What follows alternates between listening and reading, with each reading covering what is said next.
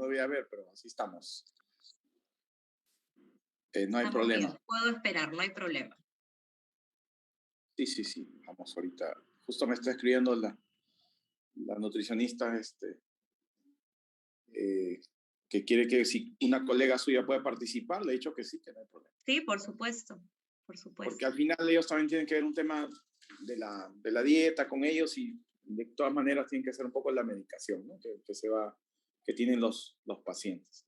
Sí, y particularmente con esta medicación que elimina mucha glucosa. Entonces, creo que es importante ahí que manejen bien justamente la dieta. Sí, correcto. Justo ya están ingresando. Tenemos a 2 asistentes del servicio. Nosotros somos 7 nada más, porque el del servicio de nefrología clínica es pequeño. El más grande es el de especializada, el que Es tenemos. especializada, el doctor Castillo. Sí, correcto. Ya, diálisis, Okay. catéteres, ese es el servicio más grande. Tenemos el doctor Chávez también ha ingresado, ¿no? Entonces vamos ahorita a conectarse un poquito. Yo creo que damos unos 5 minutitos, me parece. Sí, no hay problema, no hay problema. Para poder ingresar. Y bueno, ir conversando sobre estos avances, porque en realidad este es un tema antiguo, pero para Perú, pues es las experiencias que vamos a ir teniendo, ¿no? Como de repente estoy contando la película antes, pero comencé contando los finales, pero es importante y por eso también consideramos la participación del equipo multidisciplinario, ¿no? Entonces, vamos a contar definitivamente. La participación del equipo de nutricionistas y hoy también se nos cruzan otras actividades. Mañana inclusive tenemos una charla con pacientes, o el lunes, perdón, porque se ha postergado. ¡Ay, qué maravilla! Que estén haciendo trabajo con pacientes. Claro, justo el doctor Flores ahorita en línea, que es el que va a estar a cargo el día lunes. Y a veces los pacientes nos preguntan, ¿no? Porque dicen, ¿qué otras opciones más tengo, no? Porque ya es, digamos, como que, entre comillas, la metformina ya ellos ya como que ya se aburrieron, ¿no? Y a veces ven otras opciones, ¿no? Para el tema metabólico. Y a veces sienten que a pesar de la metformina, su función renal sigue avanzando. Entonces, ahí está la preocupación. Es que no es lo único, sí, definitivamente la elevación de la glicemia o el desbalance metabólico, glicémico que pueda tener el paciente no es lo único que afecta, porque finalmente el proceso de la enfermedad renal crónica, y la nefropatía diabética en particular tiene que ver también con procesos inflamatorios, por un descontrol también del sistema renina-angiotensina. Entonces, son varias cosas que se tienen que abordar y justamente ha entrado pues a tallar esta familia terapéutica, ¿no? Que son los ISGLT2 o los inhibidores del cotransportador de sodio-glucosa que justamente actúan a nivel renal.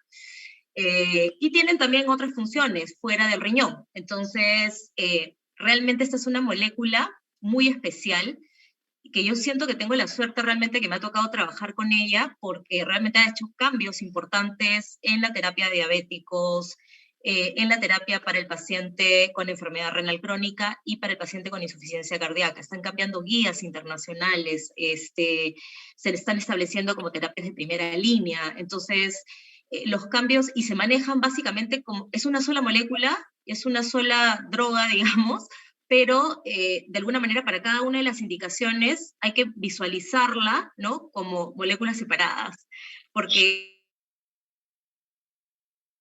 una tasa de filtración glomerular en donde tiene una actividad diferente.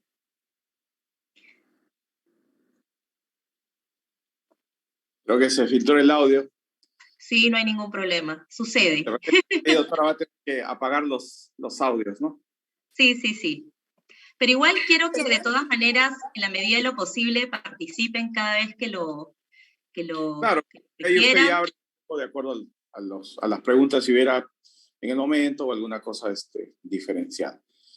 Sí. Ok, doctora, creo que en un par de minutos empezamos. Sí, tenemos una buena cantidad realmente de participantes, somos 17 hasta el momento. Claro,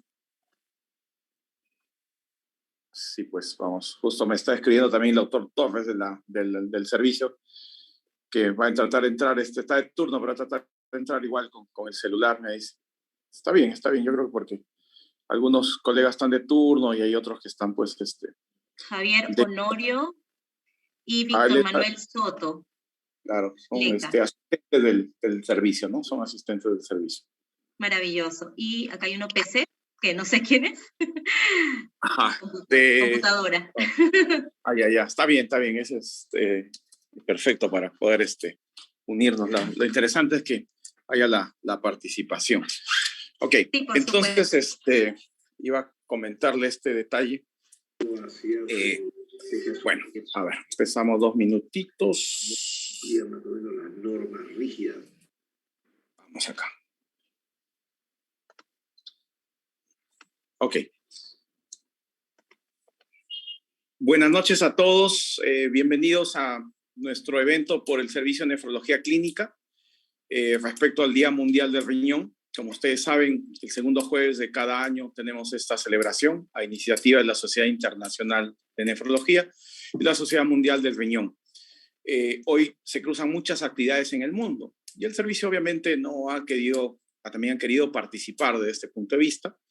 Hoy tenemos varias sesiones, pero hay temas súper importantes en lo que es riñón, porque como ustedes saben es multicausal las enfermedades, la fisiopatología está incrementándose en los conceptos nuevos, los tratamientos que cada vez van avanzando y la idea final es evitar que el riñón progrese la enfermedad, ¿no? Esa es un poco la idea actualmente en la prevención, donde el nefrólogo ha encontrado un nuevo campo, ¿no?, para poder desarrollarse. Hoy me complace en presentar a la doctora Alexandra Bobolis, ¿no?, el cual nos va a participar, un tema importante para nosotros, desde el punto de vista no solamente de la nefrología, sino también desde el punto de vista de la prevención de las enfermedades en sí. Y en este caso nos toca la prevención de la nefropatía diabética. Hoy nos va a departir el tema Historia científica de dapagliflozina en la enfermedad renal crónica, ¿no? Entonces esto es importante para nosotros empezar a entender algunos conceptos nuevos, empezar a mejorar nuestros conceptos de la fisiopatología, de medicamentos modernos y que próximamente ojalá podamos usar para beneficio de nuestros pacientes. Doctora Alessandra, le doy el pase para que prosiga con su charla y podamos compartir todos juntos lo que es estos nuevos conceptos. Para el público, por favor, mantener sus audios apagados. Creo que con la venia de la doctora, en algún momento si hubiera que interrumpir, de repente levantar la mano para poder para hacer una pregunta, o si no, al final. Y si por ahí de repente tienen la posibilidad de utilizar el chat, pues la pregunta podría también darse por el chat, ¿no? Porque a veces sé que hay dificultades en el audio, en los micrófonos, o a veces hoy se nos cruzan actividades. Listo. Adelante, doctora. Muy amable por su participación. Bien, doctores, buenas noches. Muchas gracias, doctor Gómez, por esta oportunidad. Realmente me siento honrada de poder darles un poquito de información, porque definitivamente ustedes son los expertos, pero un poco de información desde mi flanco para ustedes, y justamente en el Día del Riñón, el Día Mundial del Riñón, a ustedes que son las personas y los profesionales que se dedican a este órgano vital para todo ser humano, y poder no solamente tratar, sino también prevenir. En esta oportunidad, voy a empezar a compartirles pantalla. Denme un segundito. Ok.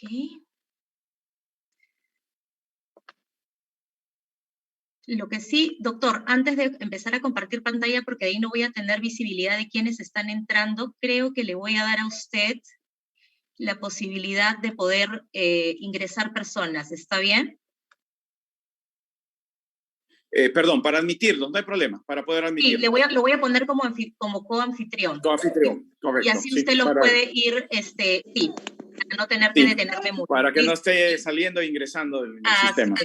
Perfecto, excelente. ¿Listo? ¿Me avisan cuando puedan ver mi pantalla? ¿Se ve, doctora? ¿Se ve perfecto? Día Mundial del Riñón. Perfecto, excelente.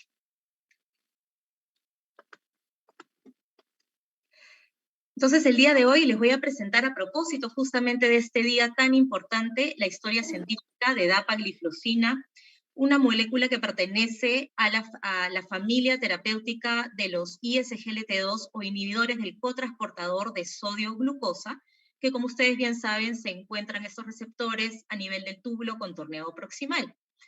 Y es ahí donde el riñón tiene una participación primordial, digamos, en el mecanismo de acción de esta molécula y sus beneficios. Bien, no podemos, es imposible empezar a hablar de tratamientos de enfermedades si no vemos un poquito la epidemiología de lo que está detrás de todo esto. Quiero que aquí sí, el que quiera, el que le interese, dar una respuesta que es absolutamente fácil, y es que me digan cuál es la causa más frecuente de enfermedad renal crónica.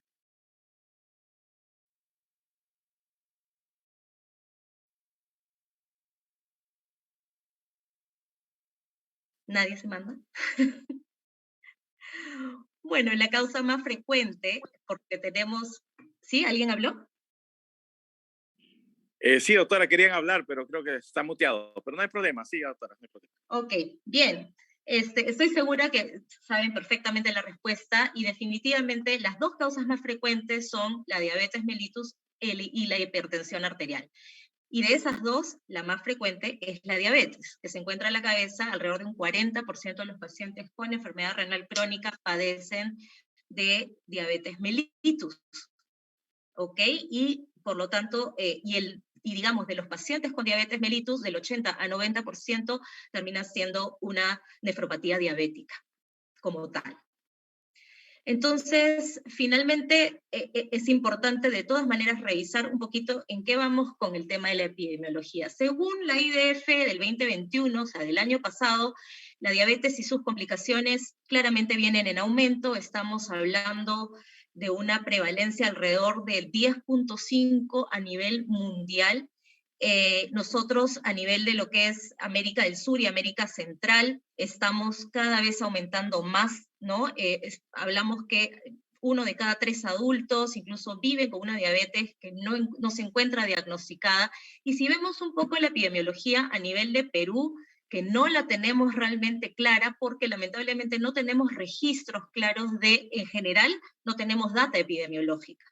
Entonces es un poquito complicado hablar con certeza sobre esta prevalencia, pero lo que podemos tener hasta el 2015 o 2017, por algunas publicaciones muy específicas de algunos servicios, estamos hablando de un 5.9. Ahora bien, lo más probable es que estemos alrededor del 8% actualmente, si es que lo aterrizamos a lo que realmente está sucediendo ahora. Y como sabemos, esta es una patología que acarrea no solamente solamente un problema microvascular, sino también trae consigo muchas otras patologías. De hecho, la macrovascular incluso termina siendo mucho más importante, porque hasta hace poco no podía ser abordada como lo ha sido sí las patologías microvasculares que acarrea la diabetes. Bien, tenemos a 3 personas más, me parece, las estoy admitiendo. Sí, doctora, ya están admitidos, están admitidos. Ok, listo, perfecto. Entonces, continuando con esto, ¿qué tenemos que tener sumamente claro? Y es que 24% de los pacientes con diabetes van a desarrollar o tienen, mejor dicho, una insuficiencia cardíaca como primera complicación dentro de su enfermedad. Como les decía, a diferencia de lo que sucedía antes, que los pacientes, los primeros miedos que tenían al ser diagnosticados de diabetes era: me voy a quedar ciego, me van a amputar las piernas, ¿no? Actualmente eso ha sido mejor manejado justamente por la urgencia que se vio en ese momento, y además con el mejor control que se tiene de la glicemia, ya que tenemos muchos tratamientos hipoglicemiantes. Sin embargo, ¿qué es lo que comenzó a suceder? Y es que comenzaron a verse justamente estas patologías que son, digamos, que no comenzaron a subir, digamos, en prevalencia, justamente porque las otras están mejor manejadas, ¿no? En este caso, la insuficiencia cardíaca. Y por el otro lado de la diabetes tenemos que el 58% de los pacientes con diabetes desarrollará en la historia de su enfermedad una enfermedad renal crónica. ¿Perdón? Bien, y entre la insuficiencia cardíaca y la enfermedad renal crónica, y esto lo saben ustedes de lejos, es que existe un círculo vicioso terrible, en el que la insuficiencia cardíaca puede llevar a una enfermedad renal crónica o empeorarla, así como la enfermedad renal crónica puede terminar desarrollando una insuficiencia cardíaca. Incluso muchas de las muertes de los pacientes con enfermedad renal crónica terminan siendo años antes por una insuficiencia cardíaca. Y la prevalencia está, como la ven acá, a nivel mundial, alrededor de 64 millones de pacientes con insuficiencia cardíaca y alrededor de 698 millones de pacientes con enfermedad renal crónica. Números realmente alarmantes, y que hasta la fecha, y que por el contrario, en vez de disminuir o pronosticar una disminución, lo que se está pronosticando es un aumento, particularmente en la enfermedad renal crónica, porque en las últimas 2 décadas no han habido mayores avances con respecto a esta enfermedad. Vamos a ver entonces, como les venía comentando, la disfunción renal es una necesidad finalmente no suplida. Afecta a 1 de cada 10 personas en todo el mundo, alrededor de 2.6 millones reciben una terapia de reemplazo renal, alrededor de 1.2 millones de muertes anuales en el mundo. Se espera que el número, además de terapia de reemplazo renal, aumente a más de 5 millones para el 2030. Estamos hablando de algo realmente alarmante, y de gastos, además, para los sistemas de salud alrededor del mundo, y particularmente para países, digamos, en vías de desarrollo como el nuestro, que es muy importante, ¿no? Impulsado además esto, ¿por qué? Por el envejecimiento de la población y el aumento de la prevalencia de estas enfermedades crónicas, que son las que catalizan esta patología en su mayoría, la diabetes y la hipertensión. Muchos países, además desarrollados, gastan del 2 al 3% de su presupuesto anual en la atención sanitaria del tratamiento de la enfermedad crónica en estadios, digamos, avanzados.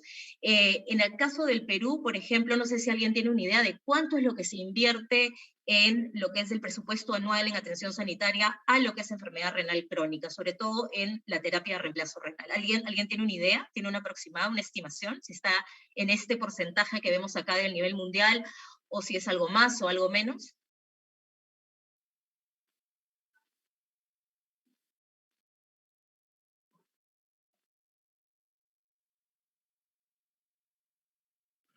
No hay una valoración, me parece, doctora, pero en realidad de salud, me parece que en algún momento hablaron de algo de 380 millones al año en terapias de reemplazo renal, ¿no? Por ahí datos, pero no tengo una información actualizada.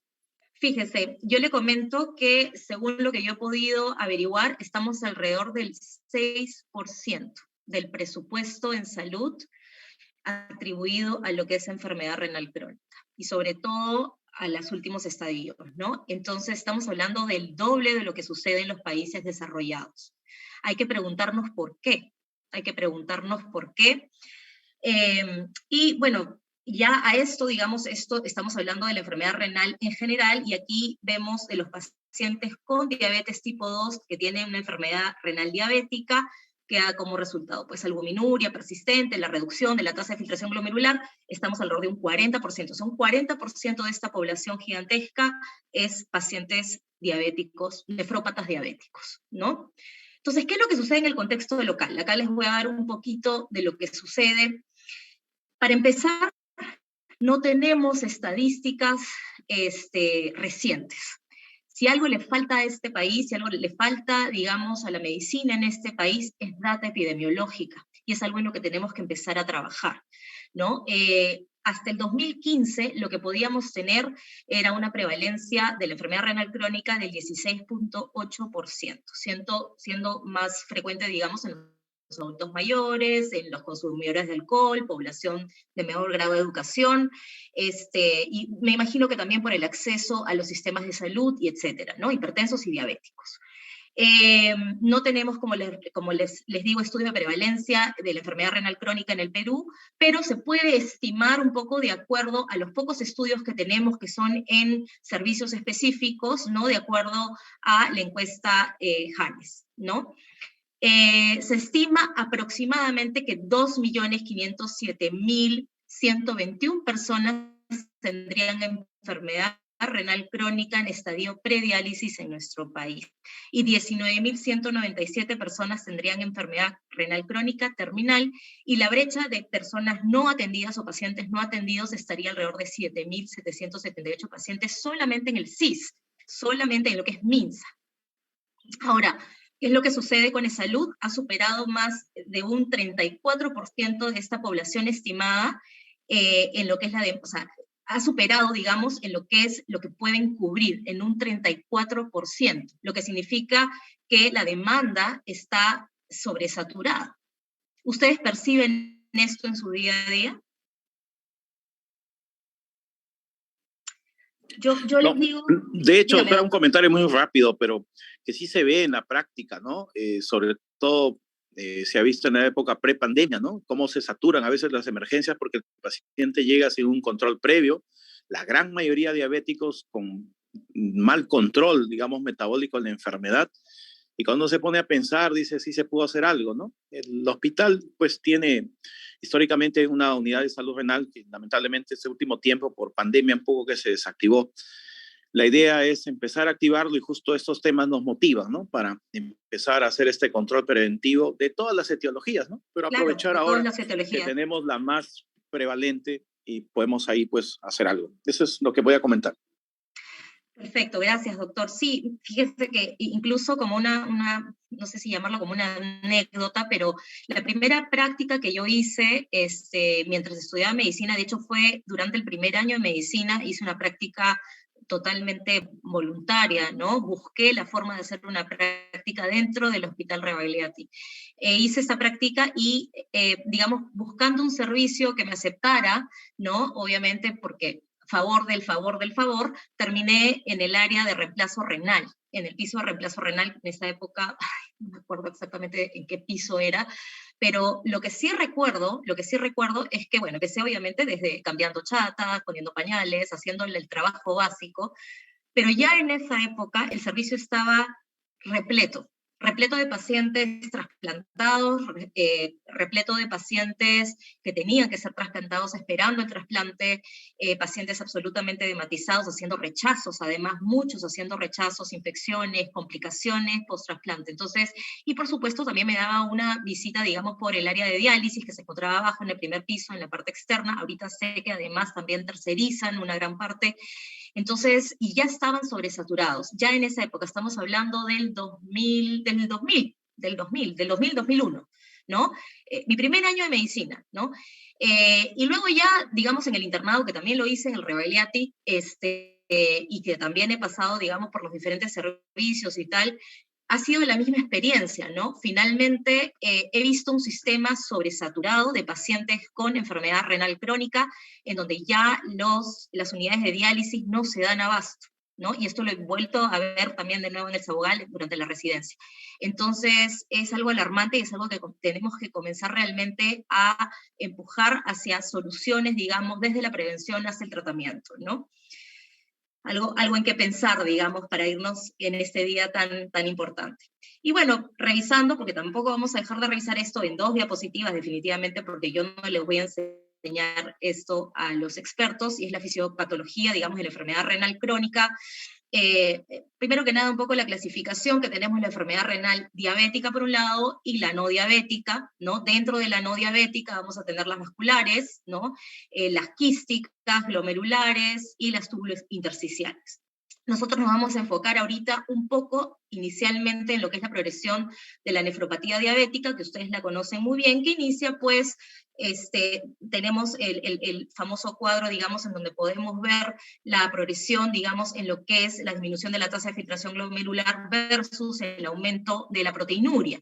Entonces, este es un cuadro, digamos, bastante clásico, donde podemos ver qué es lo que sucede en las diferentes etapas, ¿no? En la etapa 1, en donde se ve la hiperfiltración, que en realidad es bastante, pasa en muchos casos, o en la mayoría de los casos, desapercibida, porque existe una compensación de parte del mismo organismo, ¿no? Y es la primera etapa, es la hipertrofia y la hiperfiltración, ¿no? A nivel del glomérulo, y con una, obviamente, vasodilatación importante de la arteriola aferente y una vasoconstricción de la deferente, que causa, evidentemente, esas presiones elevadas a nivel del glomérulo y esta hiperfiltración, pero bastante compensada, digamos, por el mismo sistema, porque todavía está en esa capacidad, ¿no?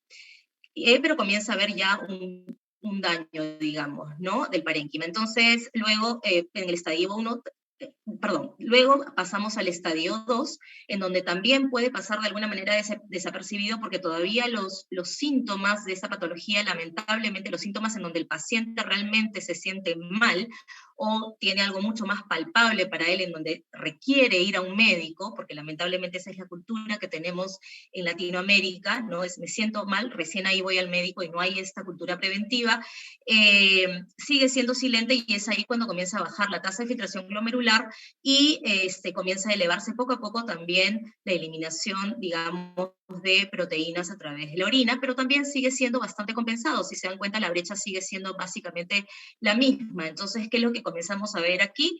Esto es un diagrama bastante básico, ¿no? De lo que ustedes ya conocen súper bien, ¿no? Que es la disminución del grosor de la membrana basal justamente por estas acciones, digamos, de las especies reactivas de oxígeno y de la misma hiperglicemia, ¿no? En la etapa 3, digamos, en donde ya comienza a haber un pequeño desbalance, ¿no? También empieza paralelamente ya la retinopatía a hacerse mucho más manifiesta, digamos, dentro de todo el cortejo sintomatológico que tiene el paciente diabético, en donde ya se comienza a manifestar una microalbuminuria, porque justamente ya los podocitos empiezan, digamos, a separarse, las uniones entre ellos están siendo destruidas, ¿no? Incluso más adelante también ya comienza a degenerarse lo que es la membrana basal, ¿no? Perdón, el endotelio. Entonces, y bueno, ya llega un punto en donde ya pasando entre la etapa 3 y la etapa 4, digamos, de la patología, alrededor de los 15 a 20 años de enfermedad, en donde ya están absolutamente manifiestas la elevación de la presión arterial, la albuminuria o proteinuria, ¿no? Y la disminución clara de la tasa de filtración glomerular, ¿no? Con una proteinuria creciente. Y finalmente, pues los estadios, el estadio terminal, que vendría a ser el estadio 5, en donde ya no hay mucho que se pueda hacer por el paciente más allá de una terapia de reemplazo renal, y en donde podemos ver que finalmente los pacientes pueden, incluso antes de llegar a esta etapa, morir por una enfermedad cardiovascular, muy frecuentemente la misma insuficiencia cardíaca. Bien, 7 años después del inicio de la proteinuria persistente, es donde hay una caída del filtrado glomerular y deterioro progresivo de la función renal, como les mencionaba. Entonces, y el diagnóstico, ustedes lo conocen muy bien, prurito persistente, pigmentación de la piel, esto sobre todo debido a la uremia y los músculos y contracciones y calambres, sobre todo por los desbalances electrolíticos, fatiga, debilidad, náuseas, vómito, pérdida de apetito, todo esto bastante asociado a lo que es electrolitos, edema periférico, acá por la eliminación de la albúmina, retención de líquidos, oliguria, por la misma falta de función del parénquima renal, disminución de la agudeza mental, alteración del sueño, etcétera, anemia, ya sabemos todas las complicaciones que trae la insuficiencia renal. Y los criterios diagnósticos que tenemos que manejar, que tenemos que tener siempre en la cabeza, porque son la mejor manera de no solamente ver francamente la enfermedad renal crónica, pero también ver el pronóstico de la misma, es las dos primeras, en realidad, de cada uno de estos cuadritos, ¿no? Marcador de daño renal, la albuminuria particularmente, que si bien es cierto, no va a aparecer en el 100% de los pacientes, hay pacientes que no presentan al menos de inicio una albuminuria franca, pero se va a encontrar en la mayoría de ellos, y la disminución de la tasa de filtración glomerular estimada, ¿no? Entonces, estas son dos cosas que tenemos que buscar y que tenemos que además promover para que los médicos de atención primaria, los mismos endocrinólogos, busquen de manera activa en sus pacientes de manera temprana.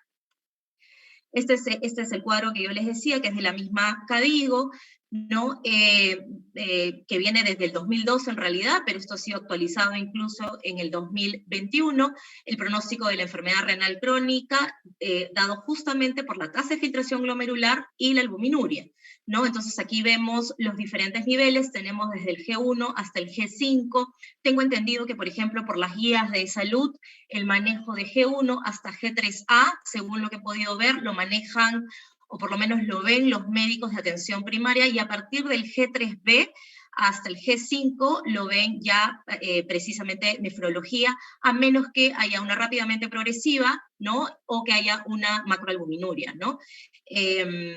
O un síndrome nefrótico, ¿no? Entonces, pero acá es importante porque aquí podemos ver justamente por esta semaforización, digamos, de este cuadro, podemos ver el riesgo que tienen estos pacientes. Hasta el G2, digamos, pero con una albuminuria, una microalbuminuria o sin albuminuria, tienen un bajo riesgo, pero a partir ya del G3A, digamos, incluso del G2, digamos, el estadio G2, pero que ya tiene una albuminuria moderada y severa, ya el riesgo es bastante más alto, y a partir del 3 definitivamente el riesgo no puede ser menos de moderado a severo. Igual el G3B ya termina siendo mucho más propenso a que tenga un desenlace bastante malo, ¿no? Y tiene que ser referido sí o sí, ¿no? A partir del G3A, ¿no? En este caso, por ejemplo, con la albuminuria marcada. Y de hecho, acá es algo que me hace pensar bastante, porque justo conversando con también otros colegas, digamos, de ustedes, de diferentes servicios y tal, preguntándoles mucho en qué estadio es que llegan a ellos los pacientes con enfermedad renal crónica derivados de los otros servicios de atención primaria, o de endocrinología, etcétera, o de cardiología, incluso para los pacientes hipertensos, ¿no? Me menciona que la mayoría de pacientes llegan en G3B o G4. Esto también me imagino que funciona para ustedes, ¿verdad? Ahí está la mayoría de su población. Doctora, ahí hay una experiencia interesante que ojalá algún día se pueda tomar. Departamento de Nefrología, en un momento tomando el Plan Nacional de Salud Renal, en el año 2014, 2015, empezó la experiencia de crear una propia unidad de salud renal. Ya. Y efectivamente, antes de eso llegaban en estadio 4 o 5, ¿no? Casi como para el debut de diálisis, ¿no? Para iniciar catéter y diálisis. Esta unidad estuvo comandada por un equipo comandado por la doctora Jessica Bravo. Sí, la estuvo conozco. hasta el 2019. Y fue una excelente experiencia, ¿no? Demostró realmente ser unidad efectiva, costo eficiente, y logró un impacto importante en la salud pública, porque se vio un poco la disminución de que no lleguen en los estadios tardíos, ¿no? Y logró unificar un equipo con salud renal y articular con salud renal, de tal manera que, como usted ya mencionó, este flujo que hay se estuvo dando con algunas dificultades, pero finalmente el logro era mayor que las dificultades, y sí logró disminuir en algo la entrada de estos pacientes. ¿El problema cuál era? Los pacientes que tenían seguro y que no iban a las consultas. Era el diabético que no tomaba la atención primaria, Claro. porque el que tomaba la atención primaria ya tenía el contacto, ¿no? Y entonces ahí venía un problema, porque ellos sacaron datos de la extensión de uso, que solamente el 40% de la población diabética acudía a la atención primaria, y el resto o no sabía, no tenía diagnóstico, o tenía pues citas muy esporádicas, etcétera, ¿no? Entonces ese grupo no controlado era el que ya no se podía controlar, porque no llegaban a la atención primaria ni en la unidad, ¿no? Cuando le preguntaban, Claro. nunca habían sido vistos Por la por atención nefrólogos, por endocrinólogos de vez en cuando, claro. Entonces ahí se perdía un poco esta situación. Bueno, la pandemia nos ha alejado un poco, estamos activando con un par de consultorios por ahí, pero la mayoría, el promedio de edad de esta unidad es alrededor de 68, 70 años. Entonces era una población de riesgo que dejaron de ir masivamente a la consulta, y esto ha tenido un impacto que muchos pacientes han ingresado, ¿no? Por esta falta de control o inadecuado control a la emergencia nuevamente. Pero en general, ese es el panorama que usted más o menos ha pintado. Claro. Y dígame, doctor, ¿existe alguna posibilidad, por ejemplo, de los pacientes que ya presenten algún nivel, ya sea de albuminuria, o sea, encontremos, por ejemplo, pacientes a partir de aquí, ¿no? En lo que es estadios G1 y G2, y en el caso ya a partir de G3, desde el inicio, ¿no? En donde ya existe una disminución importante de la tasa de filtración glomerular, y en este caso asociado a albuminuria, que ellos tengan una vía administrativa aparte para que sus monitoreos sean estrictos, tomando en cuenta justamente que el deterioro de estos pacientes les significa, porque finalmente entendemos que a la institución y al sistema de salud le interesa pues el tema de costos y todo lo demás. Entonces, así como funcionan las unidades de falla en donde tienen una vía administrativa aparte de los pacientes con insuficiencia cardíaca, entonces no tiene que hacerse la cola con el resto y todos sus exámenes tienen una vía directa, entonces las consultas también son mucho más rápidas, todo el seguimiento es mucho más estricto y sí, y tienen una base de datos además de estos pacientes. ¿Ustedes no podrían gestionar una situación así? Sí, de hecho que como de salud es un poco más normativo, empezaron, digamos, ya con las guías de práctica clínica, ¿no? Como ustedes saben, eso recién salió el año pasado, ¿Ya? el estadio 3, porque no estaba regulado. Entonces era un tema de esfuerzo propio de la unidad. Como le digo, esa experiencia que estuvo comandado al equipo por la doctora Bravo, entonces hicieron una del 2010, era la última guía 2010. Entonces, cada situación, por ejemplo, esto, la última actualización no se podía encajar. Entonces ya empezaron con las guías. El 2019 o 20 ha salido la directiva de salud renal, que probablemente también la ha revisado, donde ya hace obligatorio que cada IPRES en atención primaria o en nivel 3 o 4 tenga un comité de salud renal. Y ese comité trabajaría en red y ahora ya hay una gerencia prestacional, ¿no? Prácticamente la atención primaria ya no depende del REVA, ¿no? Depende prácticamente de la gerencia prestacional de atención primaria. Y últimamente se ha visto esa necesidad, ¿no? De enfocarlos, como usted dice, de subprogramas en los cuales los pacientes ingresen por una dicta y, digamos, ya mejoren la calidad de atención, ¿no? Porque normalmente, ¿qué sucede? Y ahora retomar pandemia es un poco complicado. El paciente va, encuentra la cita, tiene que retornar para los análisis, ¿no? El día de los análisis es otra exposición de ese grupo, desierta un grupo importante, ¿no? Y hoy el concepto de teleconsulta se ha puesto, digamos, como un puente interesante para tomarlo, ¿no? Y ya también están un poco esas directivas. Tengo entendido que el Hospital Angamos ha solicitado apoyo al Departamento de Nefrología y se le está generando apoyo, me parece, con 450 horas mes nefrólogo para poder hacerse cargo un poquito del 3A, 3B que se ha desregulado por este tema de pandemia. Lógico. Entonces allá hay un solo nefrólogo en Angamos que tiene que cargar casi con todo el 3B que llega ahí y el 90% viene al REVA. Pero algunos de ellos, por la situación de los análisis, etcétera, algunos inclusive mejoran y vuelven a estadio 3A. Entonces hay que regresarlos. Y ahí es cuando no encontramos cupos, ¿no? Entonces, esa situación que usted dice es lo ideal. De hecho, que hay experiencias ya, por ejemplo, Uruguay tiene eso, ¿no? Pero sí, creo que es una idea para trabajar. Sería una idea interesante, creo yo, para poder hacerles este seguimiento estricto y que tengan porque finalmente el futuro, bueno, el futuro, el presente, digamos, que está sucediendo en los países que tienen la medicina un poco más avanzada, es esa, ¿no? Hacer como unidades especializadas en todas las especialidades, valga la redundancia, o sea, todas las especialidades se están armando unidades específicas para ciertas patologías, para que justamente tengan sus propias vías administrativas y sin perjuicio de que puedan tratar sus otras comorbilidades, pero la enfermedad principal sea tratada de una manera preferencial, ¿no? Y sobre todo en el caso de estas patologías que son tan importantes, digamos, ¿no?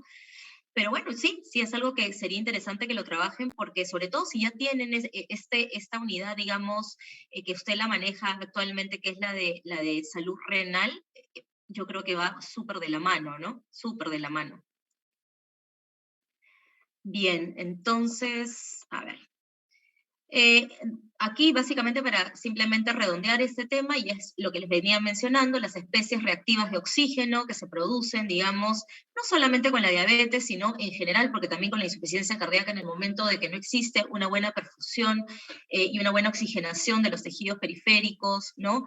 Se van a producir estas especies reactivas de oxígeno, y en el caso ya específicamente de la diabetes, los productos terminales de la glicosilación avanzada que atacan a diferentes órganos, atacan al corazón, digamos, poniéndose en el mismo miocardio, esclerosando, digamos, de alguna manera las paredes del miocardio, volviéndolas rígidas, fibrosándolas, etcétera, promoviendo también la hipertrofia y por lo tanto la insuficiencia cardíaca, que también afecta de manera directa, digamos, al riñón, ¿no? En el momento que también pierde también su capacidad de ser perfundido y por lo tanto generando hipoxia y haciendo este círculo vicioso. Y por otro lado, estas dos componentes a la vez, las especies reactivas de oxígeno y los productos de la glicosilación avanzada, afectan también directamente al riñón, causando básicamente lo mismo, ¿no? ¿Qué es esto? Bueno, esto ya ustedes lo han visto desde la universidad. Los productos finales de la glicosilación avanzada, que finalmente es la unión de estas proteínas con la glucosa, digamos, a nivel, a nivel sanguíneo, ¿no? Y cómo es que justamente lo que le decía, ¿no? Estas uniones de la nefrina y la podocina que están entre los podocitos, ¿no? Se comienzan, en primer lugar, a destruir, y es por eso que se comienzan a filtrar poco a poco estas moléculas que son más grandes de lo que normalmente estas membranas permiten, que vendrían a ser la albúmina, ¿no? Y finalmente también terminan agarrando la parte, digamos, de vascular, ¿no? Y también destruyendo, de hecho, hace una apoptosis a nivel de los podocitos. Entonces ya toda esa membrana se destruye, esta membrana se destruye y finalmente termina sucediendo la insuficiencia renal terminal, ¿no? ¿Cuáles son entonces los mecanismos de esta molécula de la cual estoy hablando, la dapagliflozina? Para empezar, sí es importante que les comente de que la dapagliflozina y en general las gliflocinas, ¿no? Vienen ya siendo estudiadas desde 1835. O sea, esto fue un hallazgo, digamos, inicialmente se llamaba floricina, este compuesto que se podía extraer, digamos, de la corteza del árbol de manzana, y que se usaba para, digamos, otro tipo de situaciones, pero lo que sí se podía ver era que esta floricina lo que hacía era que las personas eliminaran glucosa por la orina y además tuvieran algunas repercusiones a nivel gastrointestinal, como diarreas, etcétera, ¿no? ¿Y por qué? Porque finalmente lo que se llegó a entender luego de varios estudios, primero en animales y luego en personas, es que los inicios, digamos, esta floricina, lo que hacía era inhibir no solamente los ISGLT2, ¿no? Sino también los ISGLT1. Los ISGLT2 están casi circunscritos a lo que es el riñón, ¿no? Al túbulo contorneado proximal, y los ISGLT1 se encuentran distribuidos en todo el sistema digestivo, y es por eso que al no ser selectivos, ¿no? En el caso de la floricina, pasaba este fenómeno, ¿no? Ahora bien, a medida que han pasado los años, se han ido desarrollando estas moléculas, ¿no? Y aparece empagliflozina, canagliflozina, dapagliflozina, todos ellos son selectivos, altamente selectivos para lo que es el cotransportador de sodio glucosa tipo 2, que se encuentra casi exclusivamente en el riñón. ¿Ok? Eso solamente para que lo tengan como un contexto, digamos, de base. Y el centro de operaciones, por decirlo así, de dapagliflozina se encuentra, y de los ISGLT2 en general, se encuentra en la nefrona a nivel del túbulo contorneado proximal. ¿Ok? Entonces tenemos aquí, digamos, esto no es anatómico, porque, ¿no? Digamos, no es una vista real, simplemente hemos estirado un poco la nefrona en total, y tenemos al glomérulo por un lado, al túbulo contorneado proximal, ese pedacito que es el tercio proximal sobre todo, y vemos acá, estos son los receptores ISGLT2, y estos de acá son los receptores SGLT1, que están en menor cantidad, somos 90% ISGLT2 y 10% de los SGLT1, que se encargan de la reabsorción justamente de sodio y glucosa. ¿Ok? Esto es lo que hacen habitualmente, ¿no? Y que de hecho están bastante sobreexpresados y además hiperactivos en los pacientes diabéticos. Cabe recalcar eso, ¿no? ¿Qué es lo que sucede? Entonces, en el momento que nosotros iniciamos la terapia con un ISGLT2, en este caso dapagliflozina, lo que hace es, como son bastante selectivos, se adhieren sobre todo a los ISGLT2, el 90% a los ISGLT2, y lo que hacen es bloquear esta reabsorción de sodio-glucosa, causando ¿qué cosa? Una natriuresis y una glucosuria, importante. Ese es básicamente, ese es el primer mecanismo de acción detectado y el más básico, digamos, y el más importante de los ISGLT2, ¿ok? La glucosuria y la natriuresis.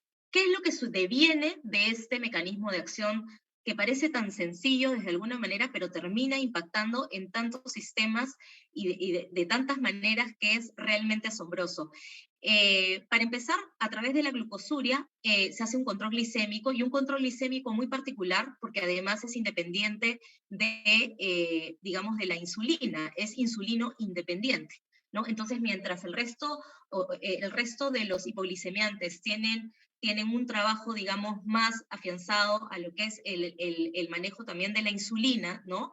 Y tienen que ver mucho también con los receptores y la sensibilidad que tengan los tejidos periféricos a la insulina. En el caso de los ISGLT2 está enfocado simplemente en eliminar glucosa a través de la orina. Y la pérdida aproximada es de 70 gramos diarios, que eso equivale a más o menos unos 280, 285 kilocalorías diarias, lo cual también promueve, ¿qué cosa? Una pérdida de peso.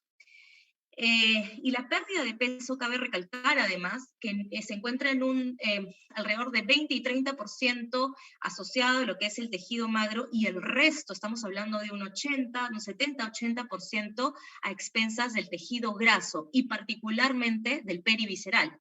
O sea, ya le estamos agregando, no solamente estamos controlando la glicemia por un mecanismo no asociado a la insulina, sino que además hay una pérdida de peso importante en estos pacientes, que además son los típicos pacientes metabólicos, o antiguamente llamados los pacientes del síndrome X, ¿no?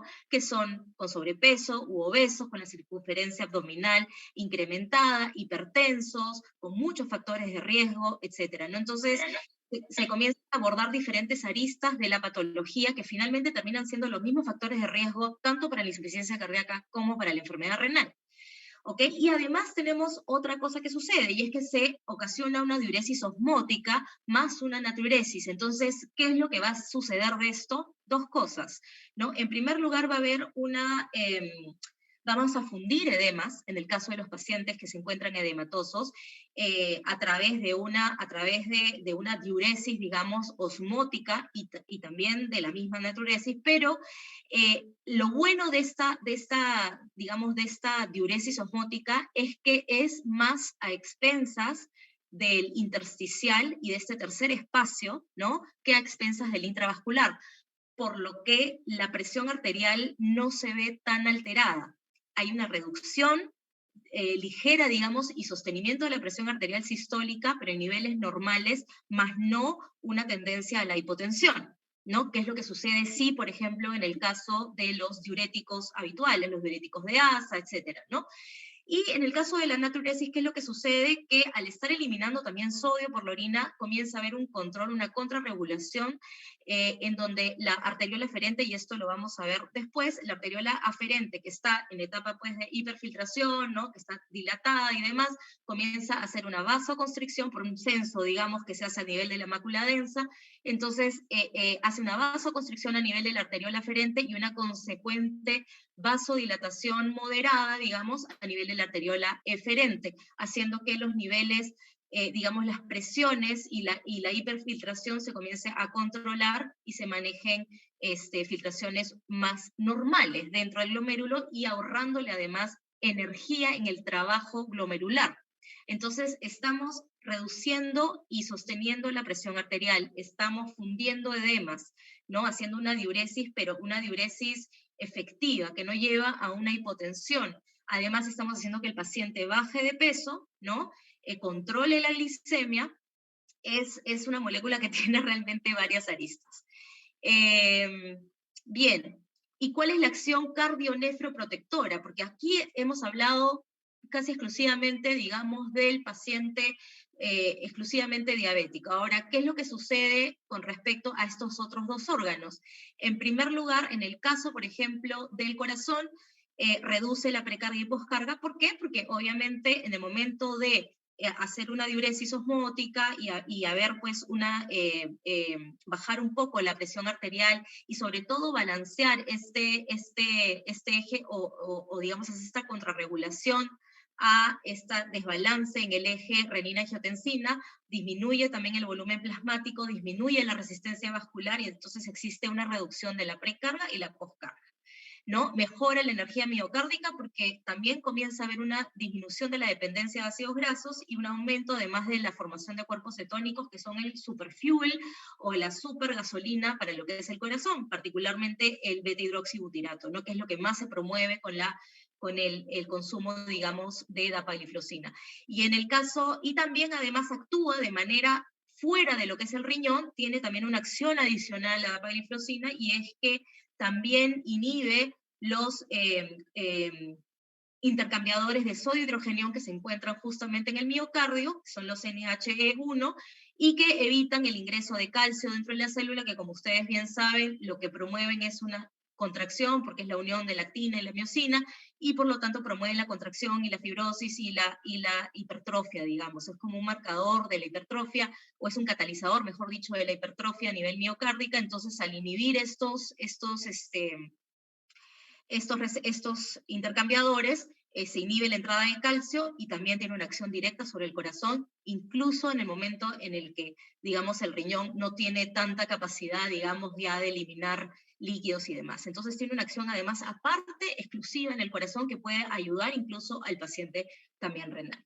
Disminuye, como les digo, la remodelación cardíaca, porque también se ha visto dentro de los estudios que se han hecho en animales, y ya también de hecho se están haciendo estudios en humanos, que hay una disminución de la inflamación y de la fibrosis, ¿no? Y también una disminución de la tensión miocárdica, ¿no? Y los efectos clínicos va a ser una reducción de la presión arterial sistólica y mejora de la contractibilidad, disminución de la masa del ventrículo izquierdo. De hecho hay una regresión de la hipertrofia, lo cual eso es algo bastante bueno, y un aumento de la función diastólica, o sea, un mejor relajamiento, ¿no? Sobre todo el corazón, digamos, de los ventrículos. Y en el caso a nivel ya renal, ¿qué es lo que sucede con este tipo de moléculas? Reduce la presión glomerular, como ya les mencioné, aumentando la vasoconstricción de la arteriola aferente y disminuyendo la hiperfiltración glomerular. A nivel neuromoral, disminuye la actividad intrarrenal RAS, ¿no? Y disminuye además la actividad simpática, ¿no? A nivel del sistema nervioso central, también ayudando a la estabilización de la presión arterial sistólica, reduce la inflamación y fibrosis porque disminuyen también los marcadores inflamatorios. No todas las vías inflamatorias también se ven, tiene ese efecto también a nivel de las vías inflamatorias.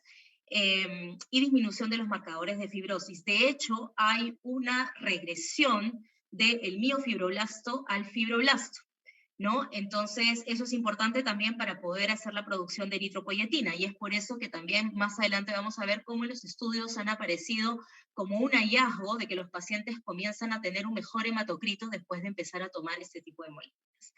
Disminuye la carga renal y la hipoxia porque disminuye el transporte de soluto, y sabemos que a través de todos los receptores y todas las movilizaciones, en general todo lo que tenga que ver con receptores y movilización, absorción, etcétera, tiene el uso de energía, ATPs, oxígeno, etcétera, ¿no? Entonces, en el momento que estamos inhibiendo justamente la reabsorción de sodio-glucosa y estamos además disminuyendo la hiperfiltración, ¿qué estamos haciendo? Le estamos ahorrando trabajo al riñón. Al disminuir el trabajo del riñón, al mejorar además la función del corazón, ¿qué hacemos? Le estamos dando más oxígeno al riñón, ¿no? Lo estamos oxigenando mucho mejor, perfundiendo mucho mejor, y además le estamos ahorrando trabajo. Entonces la demanda de oxígeno disminuye, el transporte de soluto disminuye, y por lo tanto el riñón tiene un mejor manejo energético, ¿no? Los efectos clínicos va a estar en la estabilización de la tasa de filtración glomerular, la disminución de la presión sanguínea, la disminución de la injuria tubular glomerular y disminuye la albuminuria. De hecho hay una regresión, y eso lo vamos a ver también, y la lesión isquémica renal también disminuye, aumentando también la hemoglobina y el hematocrito del paciente. O sea, se están matando varios pájaros de un solo tiro. Por eso les digo que son unas moléculas que realmente han venido a revolucionar el tratamiento, no de una, sino de 3 patologías, que además son estas típicas patologías overlapped, o sea, que están sobrepuestas y que las vemos comúnmente juntas en un mismo paciente. Y esta es la historia científica de dapagliflozina, y creo que esta parte no la tenían ustedes. Esta es la parte nueva que las traigo yo de alguna manera de sorpresa, y es que luego de los estudios pivotales, que son los típicos estudios, ensayos clínicos de 1, 2, ¿no? En donde se ve la seguridad, básicamente, ¿no? Y los niveles, digamos, de qué tanta potencia tenía en la reducción de glicemia y tal, y de la hemoglobina glicosilada, aparece el primer estudio, que es el estudio Declare, TIMI 58, en el 2018, y este es un estudio que fue hecho exclusivamente en pacientes diabéticos, y en donde por indicación, digamos, de la FDA y de la EMA, ¿no? A raíz, digamos, de los desenlaces cardiovasculares que no fueron muy buenos, de la rosiglitazona, otro hipoglicemiante, que tuvo varios problemas a nivel cardiovascular, digamos, eventos adversos muy importantes, es que pusieron como una indicación obligatoria de que los estudios en hipoglicemiantes tenían que venir con desenlaces cardiovasculares, con los benditos MACE, que son evaluar el impacto de ese hipoglicemiante que se estuviera estudiando, el que fuera, en lo que es infarto miocardio no fatal, accidente cerebrovascular no fatal, y ahorita ya mi cerebro voló. Ahorita les digo. Y bueno, son 3 evaluaciones, que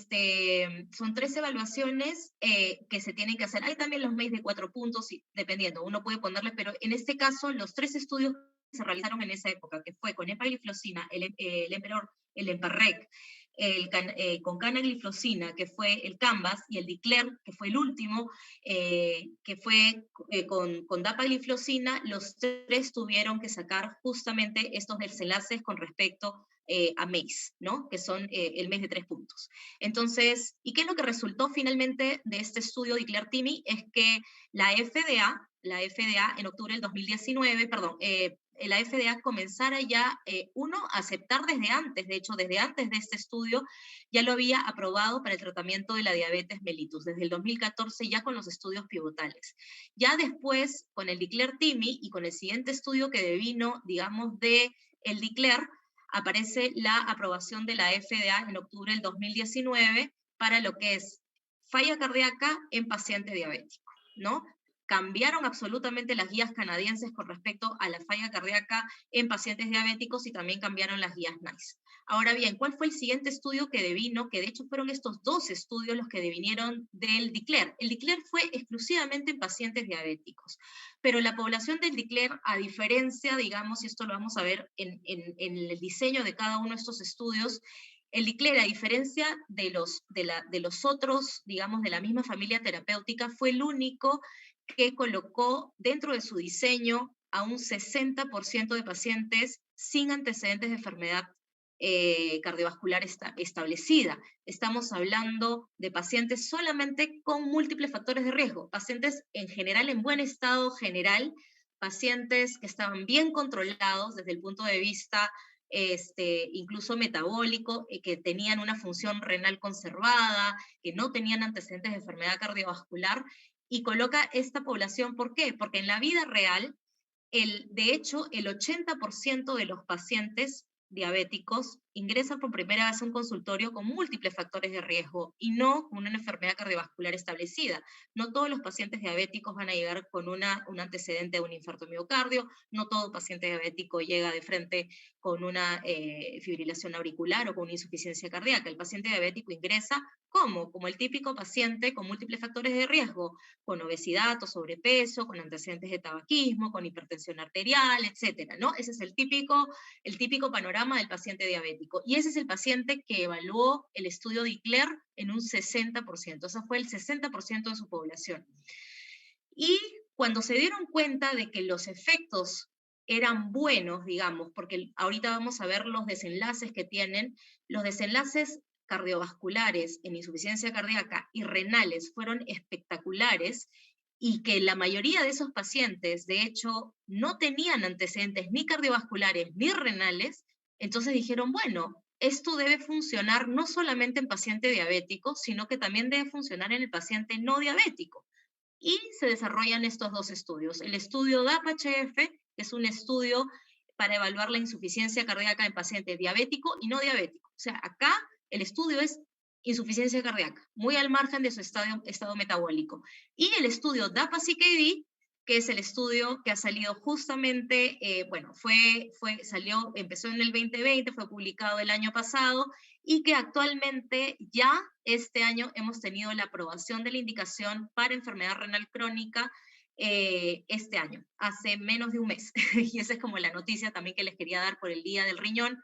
Y es que tenemos ya la indicación para enfermedad renal crónica, tanto en diabéticos como no diabéticos en este país. Y ahora les voy a hablar un poquito de cada uno de estos estudios, pero para que vean un poco la línea de tiempo y la historia en un panorama general y cómo han cambiado las guías. Por eso les digo, o sea, trabajar en general para la industria farmacéutica, sabemos que finalmente uno termina trabajando para una empresa privada y hablando de las moléculas que quieren vender, que son buenas, etc. Pero cuando te toca una molécula que está cambiando la historia de la medicina, realmente el apasionamiento es mucho más grande, porque además los resultados que se están viendo en los pacientes son impresionantes.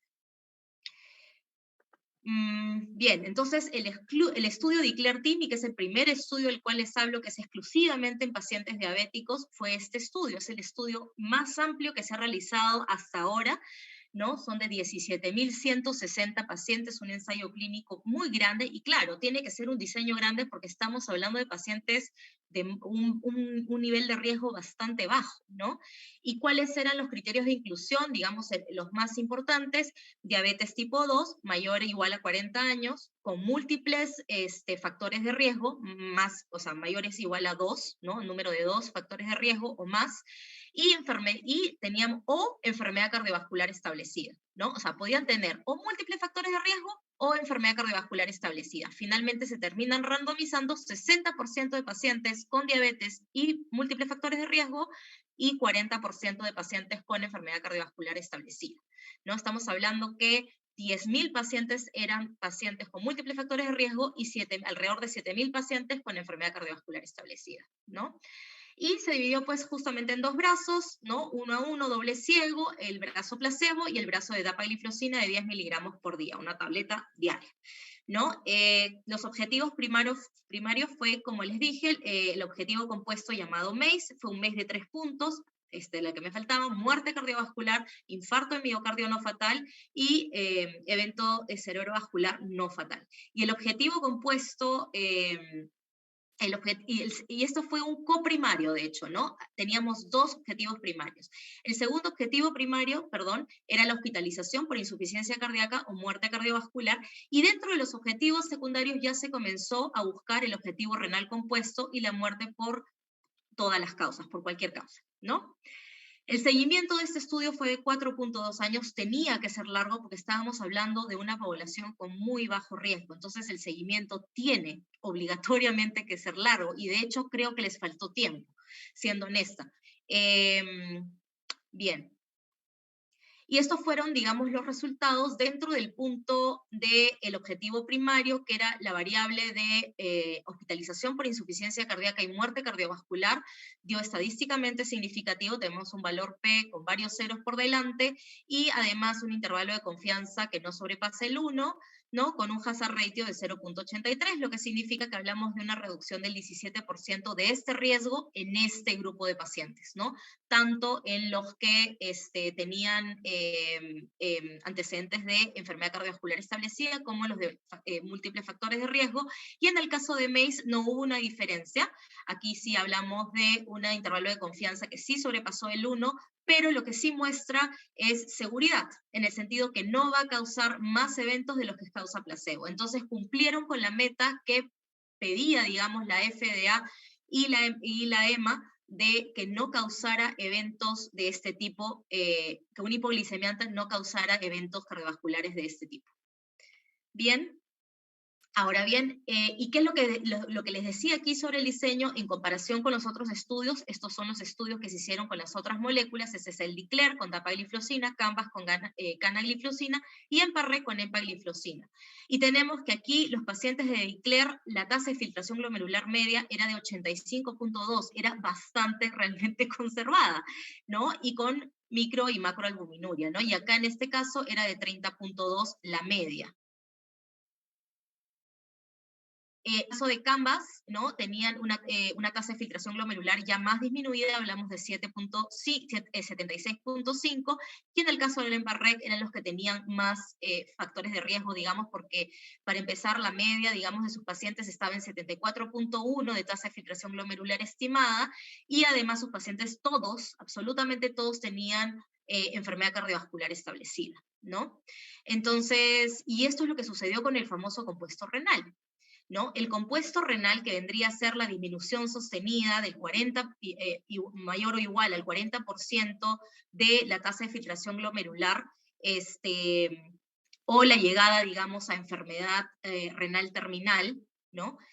O la muerte renal, ese compuesto, ¿no? Ese compuesto de esas tres variables dio un 24% reducción del riesgo relativo en este grupo de pacientes. O sea, fue realmente impresionante. Perdón, y esto incluía incluso la muerte cardiovascular. Después se vio el desenlace renal específico, en donde no incluía la muerte cardiovascular, y aquí el resultado fue impresionante, que fue de 47%, con un valor P absolutamente estadísticamente significativo, y además muy por detrás en lo que es el intervalo de confianza del 1, ¿no? Entonces hablamos de una reducción del 47% en pacientes tanto diabéticos, tanto con enfermedad cardiovascular establecida, como pacientes simplemente con múltiples factores de riesgo en el digamos, desarrollo de la enfermedad renal crónica, ¿no? O empeoramiento de la función renal crónica, de la función renal, perdón. Y estos efectos fueron alcanzados aún cuando el porcentaje de uso de inhibidores RAS era alrededor del 80%. O sea, estamos hablando que los pacientes estaban bien manejados, digamos, con el estándar de tratamiento hasta ese momento. Estaban usando ARA2 o IECAS, ¿no? O incluso combinación de ambos, y estaban al tope de su tratamiento, de hecho, ¿no? E igual, la diferencia ha sido abrumadora. Estamos hablando de casi el 50% de reducción del riesgo de llegar a una enfermedad más avanzada, ¿no? Entonces aquí queda, digamos, este estudio en donde dicen, ok, tenemos que investigar más porque el resultado ha sido demasiado espectacular, y también el resultado de la hospitalización por insuficiencia cardíaca y la muerte cardiovascular. Entonces salen dos estudios, el DAPA-HF, ¿no? Que es la evaluación de dapagliflozina en pacientes con insuficiencia cardíaca con fracción de eyección reducida, crónica, con o sin diabetes. Entonces acá dicen, ok, acá ya no tiene que ser exclusivo paciente diabético, hemos tenido pacientes absolutamente bien controlados, además teníamos pacientes con estadio prediabético de alguna manera, así que no, vamos a incluir a los pacientes sin diabetes. Y hacen este estudio, ¿no? En donde se ve exclusivamente, digamos, todo lo que es insuficiencia cardíaca, y los resultados fueron espectaculares, ¿no? Resultados espectaculares en donde hubo una disminución del 26% del riesgo relativo, con un NNT, que es el número necesario a tratar, de 21 pacientes, es súper bajo para un ensayo clínico, con una reducción de muerte cardiovascular, de hecho es el único ISGLT2 hasta el momento que tiene reducción de muerte cardiovascular, y disminución del 30% de la hospitalización por insuficiencia cardíaca, ¿no? Además de la mejora, digamos, de los síntomas del paciente y demás. Los resultados que estamos viendo en vivo, digamos, con el uso de esta molécula en la cuatriterapia para la insuficiencia cardíaca es impresionante. O sea, los pacientes a las 2 semanas comienzan a respirar mejor, a caminar, a amarrarse las zapatillas, o sea, pasamos de un paciente que está postrado a un paciente incluso con una fracción de eyección de 25, estamos hablando súper baja, y que comienzan a tener una vida más normal. Luego, el estudio DAPA-CKD. No voy a profundizar en el DAPA-HF porque no viene ahorita el caso, estamos hablando del riñón, entonces les presento este estudio. Un poco, denme un segundito, por favor.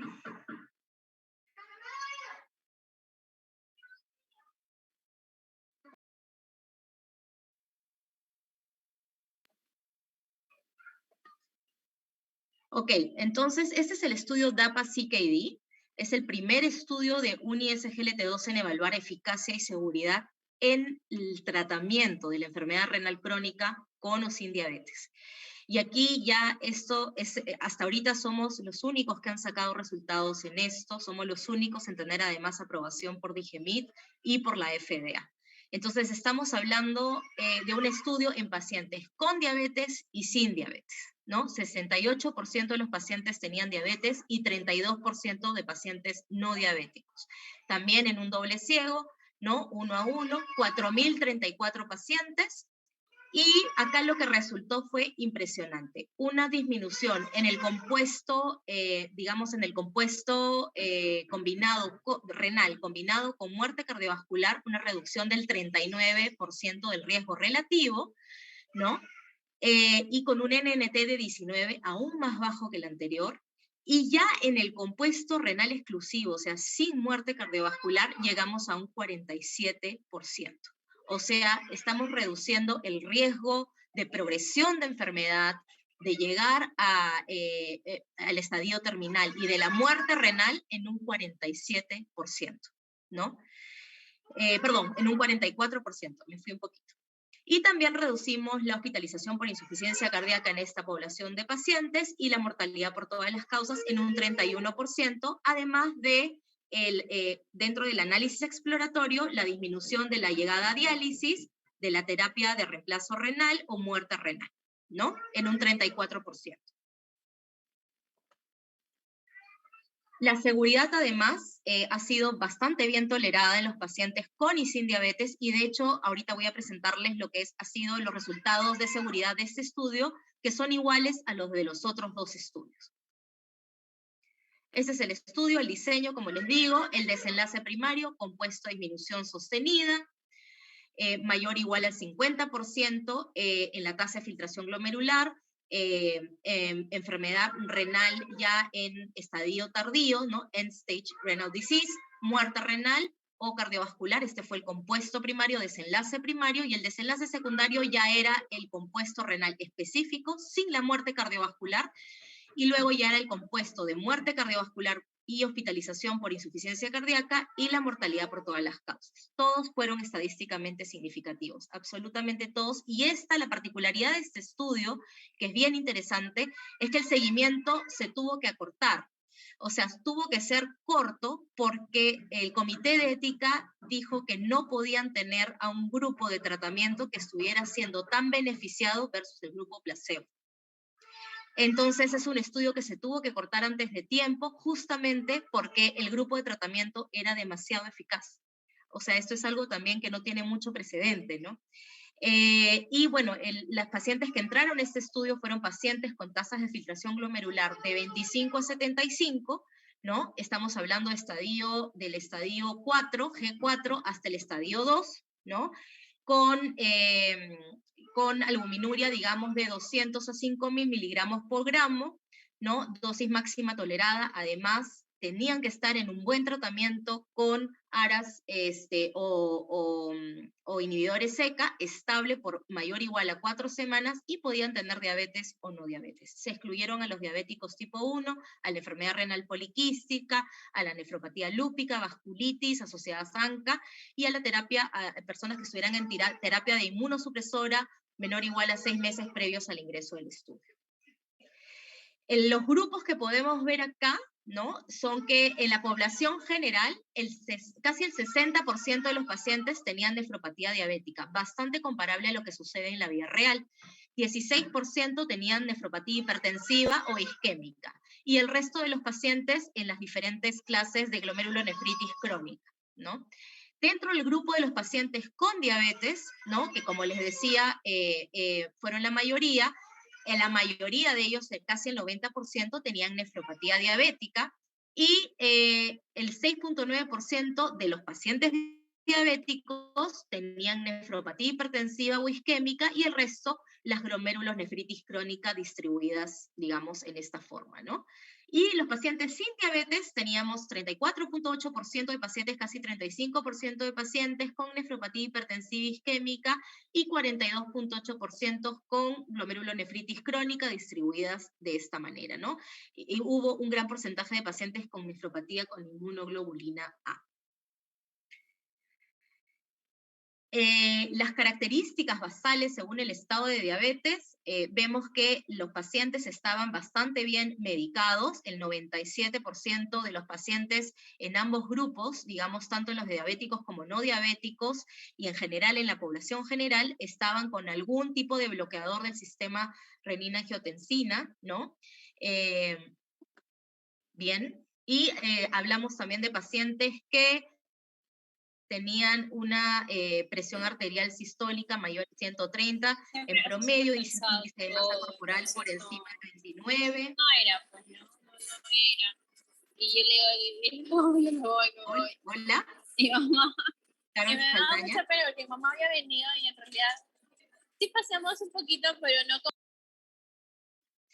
Dentro del resultado del compuesto primario, como les digo, hubo una reducción del 39% del riesgo relativo, ¿no? Estamos hablando del compuesto que incluye la muerte cardiovascular, con un valor P, pues, impresionante por la cantidad de ceros, un intervalo de confianza que no llega ni por casualidad al 1, ¿no? Hablamos de un 39% reducción del riesgo relativo, de disminuir en 50%, digamos, la tasa de filtración glomerular, la enfermedad renal terminal, la muerte renal o la muerte cardiovascular, ¿no? Y en el caso, y vemos las diferentes, digamos, variables, ¿no? No importa los diferentes subgrupos, podemos ver que esto no hubo ninguno pasó la línea del 1, ninguno. O sea, a pesar de que separábamos las variables y separábamos los diferentes subgrupos, ¿no? Hombres, mujeres, raza, región geográfica, presión arterial sistólica, edad, todas eran estadísticamente significativas, ¿no? Ya en el compuesto renal específico fue aún más impresionante, con una reducción del 44%, ¿no? Y en el análisis exploratorio de diálisis, trasplante renal o muerte renal, una reducción del riesgo relativo de un 34%. También estadísticamente significativo y también con un intervalo de confianza dentro del 1. El objetivo secundario de muerte cardiovascular o hospitalización por insuficiencia cardíaca también permaneció con una reducción del riesgo relativo, 29%, perdonen. Y el objetivo secundario de muerte por todas las causas de 31%. Perdóneme un segundito, voy a hacer pasar a mi hija porque si no me va a volver.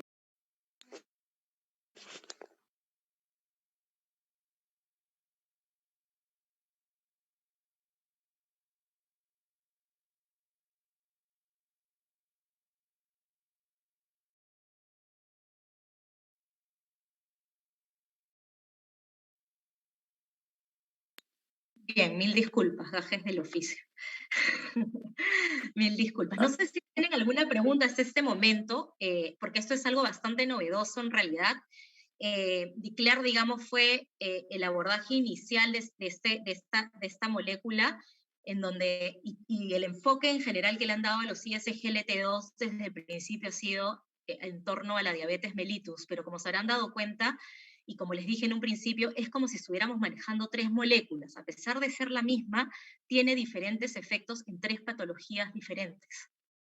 Entonces, actualmente ya el ISGLT2 dapagliflozina se usa para el tratamiento de la enfermedad renal, acompañando a los inhibidores SECA y los ARA2 para mejorar aún más la sobrevida de estos pacientes y la reducción de la progresión de la enfermedad renal. Estamos hablando de reducir años hasta que lleguen a la diálisis. Años. No sé qué opinan al respecto.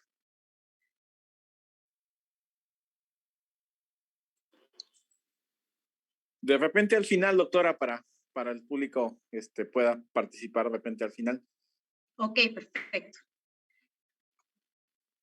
Bien, entonces, y como les digo, acá también, este es el objetivo del compuesto primario, como les decía, y cuando uno saca las diferentes variables de ese objetivo, todas son estadísticamente significativas, es decir, no es que una de ellas haya jalado a todo el compuesto, sino que cada una de ellas es estadísticamente significativa, muy lejos del 1, como lo podrán ver, ¿no? A pesar incluso de que la distribución, digamos, es amplia, pero igual, no llegan al 1, lo cual significa que es significativo en todos sus aspectos, ¿no? Ha sido un estudio realmente muy revelador, no esperábamos unos resultados tan impresionantes. porque inicialmente esta molécula se perfilaba, como les decía, para lo que era exclusivamente la diabetes, y de un momento a otro es una molécula que se usa en diabéticos y no diabéticos. Es una molécula que además tiene unos efectos adicionales a nivel cardiovascular y unos efectos impresionantes de protección, o sea, van desde la prevención, ¿no? De la enfermedad renal crónica en los pacientes diabéticos hasta el tratamiento de la enfermedad renal crónica en pacientes diabéticos y no diabéticos. Estamos hablando de un espectro bastante amplio, ¿no? Y los eventos, digamos, el perfil de seguridad que tenemos que tener en cuenta con respecto a esta molécula es lo siguiente.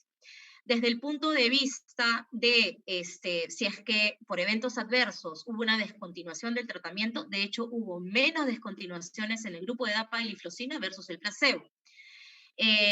Lo mismo sucedió con la descontinuación por algún evento, por el tratamiento, y por algún evento adverso hubo menos descontinuación en el grupo de dapagliflozina versus el placebo. O sea, hasta este momento dapagliflozina se muestra de alguna manera más noble que continuar exclusivamente con el tratamiento de base, porque claro, lo iban aumentando para poder compensar, digamos, al paciente, ¿no? Cualquier evento adverso serio, tenemos menos eventos adversos serios dentro del grupo de dapagliflozina que en el de placebo. Amputaciones, no hay ninguna diferencia estadísticamente significativa. Numéricamente, menos en dapagliflozina. Cetoacidosis confirmado o probable, 0 casos en el grupo de dapagliflozina, 2 en el grupo placebo, pero tampoco una significancia estadística, ojo, ¿no? Fracturas, hubo un poco más de fracturas en el caso de dapagliflozina versus el grupo placebo, pero no fue tampoco estadísticamente significativa. Eventos adversos renales, no hubo diferencia significativa. Hipoglicemia severa, no hubo diferencias significativas y de hecho hubo menos numéricamente en el grupo de dapagliflozina.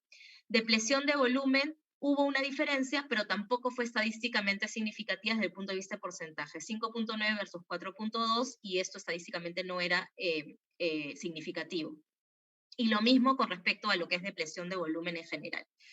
Los únicos eventos adversos, que de hecho no están mencionados acá, y el único evento adverso que se ve desde DECLARE hasta DAPA-CKD, ¿no?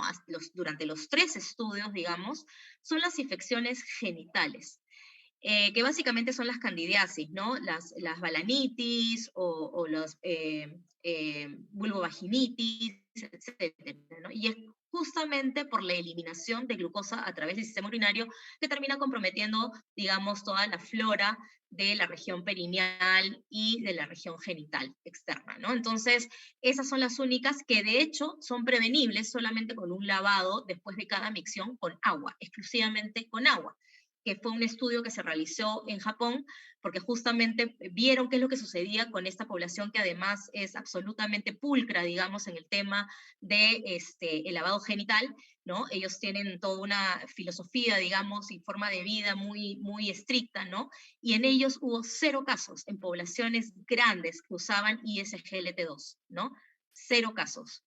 Entonces, sí, ha sido estadísticamente significativo en el caso de los estudios, esos 3 estudios pivotales, pero, estos 3 ensayos clínicos, pero no han llevado realmente a la descontinuación de la molécula porque los efectos beneficiosos que tiene, o sea, digamos, sopesando riesgo-beneficio, tener una infección genital versus poder proteger el riñón y poder proteger al sistema cardiovascular es absolutamente merecedor, digamos, del pequeño riesgo, ¿no? Por ese lado. No han habido tampoco gangrenas de Fournier, etcétera. O sea, nada, digamos, que lleve a un riesgo grande para el paciente. Hubo también un poco más de número en lo que es infecciones del tracto urinario, pero tampoco fue estadísticamente significativo y tampoco fueron severas.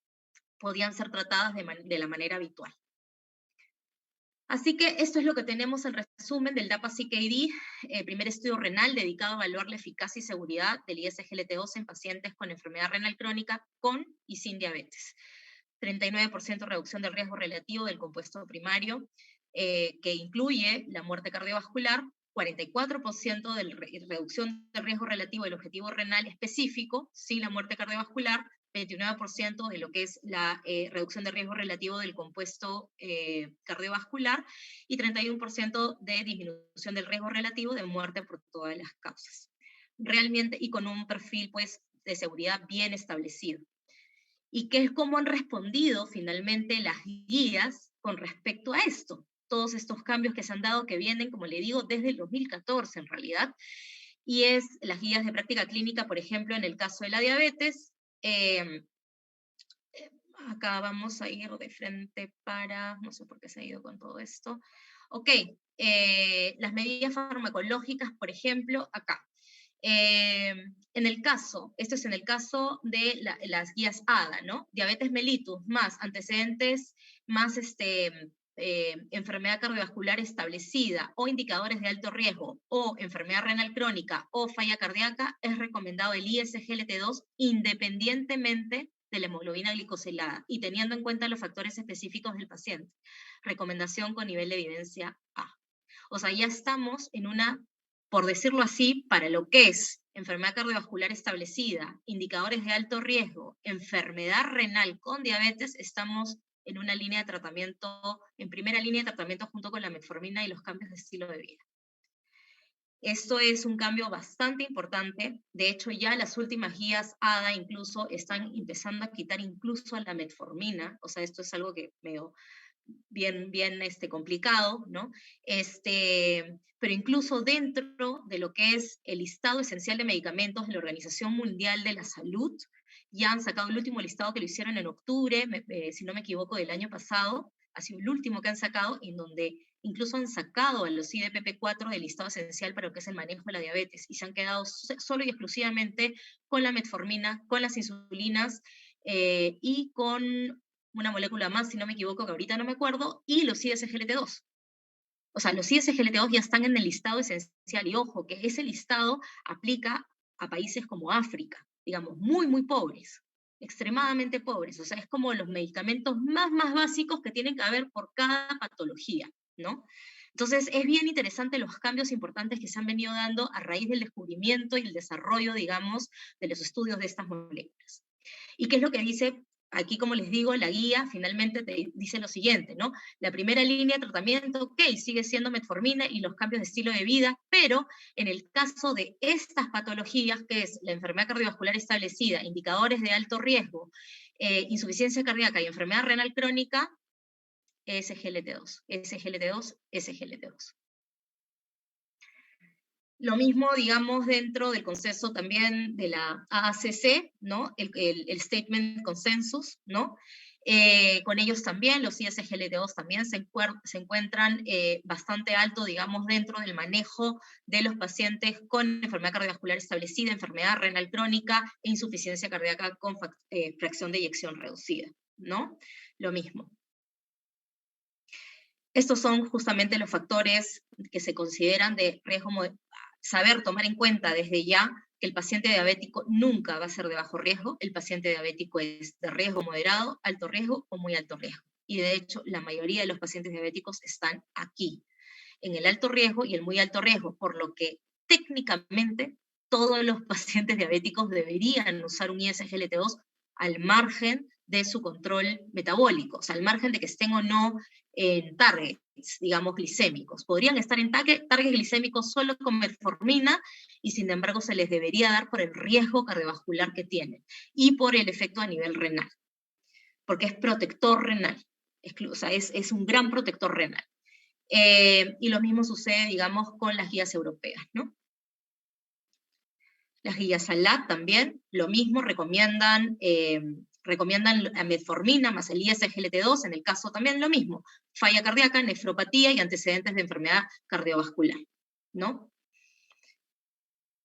Y las guías terapéuticas para el manejo de la enfermedad renal crónica, a la fecha, la única que viene siendo actualizada en este momento es la guía KDIGO, que es la guía que se enfoca en los pacientes, en la enfermedad renal crónica en los pacientes diabéticos, ¿no? Entonces, ¿y qué es lo que dicen ellos en este caso? Es esto, ¿no? Que dentro de la primera línea terapéutica se encuentra la metformina y el inhibidor SGLT2. Y de esta forma, ¿no? Obviamente primero hacen los cambios de estilo de vida, ¿no? De manera paralela a la instauración de la metformina, en el caso de los diabéticos con enfermedad renal crónica, ojo, ¿no? Cuando la tasa de filtración glomerular se encuentra por debajo de 45, se tiene que reducir la dosis de la metformina, ¿no? En el caso de que la tasa de filtración glomerular caiga hasta menos de 30, se descontinúa, y en la diálisis se descontinúa de manera definitiva, y el ISGLT2 no puede ser iniciado en menos de 30. Eso es lo único que dicen, que no puede ser iniciado en menos de 30, pero por encima de 30 puede ser iniciado. Y lo que sí, descontinuado cuando el paciente ingrese a diálisis o, evidentemente, si está en diálisis, ¿no? Esto ya está implícito, digamos, al no iniciarlo por debajo de 30, ¿no? Y después están el resto de las drogas, ¿no? Que tienen que ser agregadas solamente para el control de la glucosa, pero el ISGLT2 está para el control de la enfermedad renal crónica. Porque en este caso, con tasas de filtración glomerular bajas, el efecto ya es directamente sobre la protección renal, ¿no? Y no ya sobre el control de la glicemia, porque acuérdense que el control de la glicemia va por el efecto glucosúrico. Y si es que existe menos parénquima renal funcionante, y por lo tanto menos nefronas funcionantes, entonces el efecto glucosúrico comienza a disminuir, sin embargo permanece el efecto renoprotector. Eso lo podemos desarrollar mucho más, digamos, porque hay muchos más resultados en realidad, lo que pasa es que es imposible que los pueda abarcar ahorita. Esto es lo que les había hablado antes, ya lo hemos visto, el manejo de la progresión, ¿no? De la progresión renal, esto también según las guías CADIGO, como les digo, ya está dentro de este flujograma de manejo los ISGLT2. Y creo, y bueno, lo mismo, ¿no? Esa es una pequeña tabla que me parece sumamente interesante de cómo se tiene que escoger de alguna manera los diferentes medicamentos para el tratamiento de los pacientes con diabetes y la enfermedad renal crónica, de acuerdo a, digamos, las patologías que tengan de fondo, de acuerdo a si el paciente, digamos, cuál es la prioridad para el paciente, ¿no? Si es bajar de peso, si es el control de la glucosa, no peso, y si es que necesitan, digamos, manejar el tema de costos también, eso es importante, ¿no? Cuáles son los más afines, porque, por ejemplo, el GLP-1 es absolutamente más caro, ¿no? En el caso de que quieran evitar una hipoglicemia, en el caso de que quieran un potente reductor, digamos, de la hemoglobina glicosilada, etc., ¿no? Y acá está, como les digo, el manejo, lo mismo, ¿no? El SGLT2 y los RAS están en la terapia inicial, digamos, para la enfermedad renal crónica. Lo mismo, también. Recomendación de metformina acá está, la elección del ISGLT2 debe priorizar los agentes con beneficios renales o cardiovasculares documentados y tener en cuenta la tasa de filtración glomerular, ¿no? Que en la mayoría de los pacientes diabéticos, enfermedad renal crónica y tasa de filtración glomerular mayor o igual a 30 mililitros minuto, 1.7, o sea, que es la tasa de filtración glomerular, ¿no? La medida que se beneficiarían del tratamiento tanto como metformina como con un ISGLT2. Y esas son, bueno, este es el estudio CVD Real, yo creo que de este les puedo hablar en otra oportunidad, porque ese es un estudio de vida real, interesantísimo, creo que sí sería importante que lo veamos en otro momento, ¿no? Y esta es la seguridad, como les digo, de dapagliflozina, que no se observaron desequilibrios desde el punto de vista de amputaciones, fractura ósea, hipercalemia, cáncer, ha habido muy bajos niveles, digamos, de infecciones de vías urinarias y de hipovolemia, bajos índices también de cetoacidosis diabética, ¿no? Lo mismo, esto lo podemos desarrollar también una próxima vez. No sé si tienen alguna pregunta, que los he tenido acá, pero... Sí, doctora, súper interesante. Y justo había recibido algunas sugerencias por el chat, ¿no?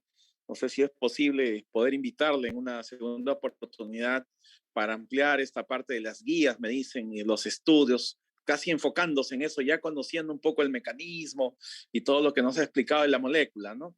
Perfecto, ojalá perfecto. tenga bien. ¿Quieren que vaya al servicio? ¿Les gustaría que sea algo más cara a cara o les gusta así por la vía Zoom? ¿Qué es lo que les interesaría más? Yo feliz de desarrollar los temas específicos que ustedes quieran. Más bien lo que puedo hacer es pasarle definitivamente los 3 estudios para que comiencen a darles una pequeña leída, cosa que ustedes tengan ya preguntas bien específicas y me las manden primero por mail, cosa que voy escogiendo para desarrollarlas por partes, porque hay cositas que Sí, son un poco tensas a veces. Entonces, para hacer, perfecto. digamos, Justo lo reuniones que he de querido, me 20 dice, doctor, minutos. claro, justo me dice, doctor, podemos elaborar preguntas y a partir de las preguntas desarrollar los temas, pero como que previamente hacer una especie de una segunda Una parte revisión. en Ya preguntas tienen y al menos respuestas, ¿no? la idea general, muy general les he dado, Sí, porque sí, no les he hablado perfecto. del subanálisis, no he tocado subanálisis. Entonces, Sí, les he dado una idea general para que tengan el panorama completo y para que entiendan la importancia, digamos, de lo que está sucediendo actualmente en la medicina. Por eso le digo que yo estoy bien feliz y bien orgullosa de trabajar en esto, porque a pesar de que no estoy viendo pacientes, siento que estoy marcando una diferencia, digamos, que la industria farmacéutica en estos momentos está marcando una diferencia importante en la vida de los pacientes y en las herramientas que ustedes pueden tener para poder tener esa satisfacción de sacar adelante a sus pacientes, ¿no? Entonces, y no, el Perú no se puede quedar atrás, eso es lo que estamos tratando, bueno, al menos yo estoy tratando de luchar con eso, porque definitivamente siempre nos quedamos atrás. Sabemos que la visión de los sistemas de salud es bien cortoplacista, pero actualmente no podemos seguir permitiendo eso, y menos ahora después de pandemia, en donde todas las enfermedades crónicas se nos viene como una avalancha. Entonces hay que cuidar mucho eso, hay que empujar un poquito el carro, creo yo, y cuentan conmigo, por supuesto, para absolutamente todo. listo, doctora, excelente. La verdad, bueno, la María ha estado como escribiendo algunas sugerencias, ¿no? Más que preguntas, creo que había unas sugerencias de poder ampliar. Justo me decían, no sabemos si hay subanálisis, pero por el tiempo, me decían, creo que en una segunda opción, invítele, doctor, para que podamos ampliar eso. Ya se imagina, sobre todo los residentes, ¿no? Que No, querían claro, ver por esa, supuesto, y a esa mí parte de los estudios. feliz de la vida, feliz Por de ahí la me vida. Ellos preguntaron son si es que tenían números necesarios a tratar, los pivotales, bueno, algunas cuestiones que creo que les digo, chicos, vamos reuniéndonos en la segunda, digamos, parte ya de ver guías y estudios específicos y definir.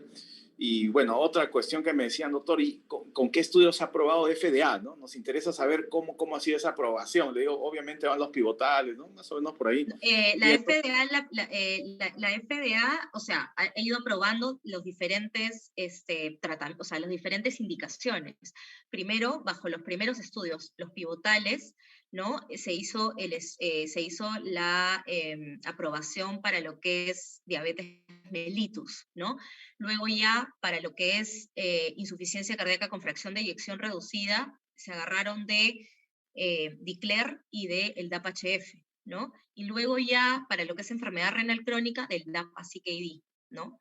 Entonces el DAPA-CKD ha sido bien revolucionario y es absolutamente como nuevo, ¿no? Porque para el gremio, digamos, de nefrología, o sea, han estado acostumbrados durante 2 décadas a trabajar, digamos, de alguna manera la anemia de los pacientes, los desbalances hidroelectrolíticos y claro, los inhibidores SECA y los ARA2 para prevenir lo más que se puede y retroceder también lo más que se pueda la patología y controlar la glicemia en el caso de que tengan un problema, digamos, de descontrol glicémico, diabetes, prediabetes, etcétera, ¿no?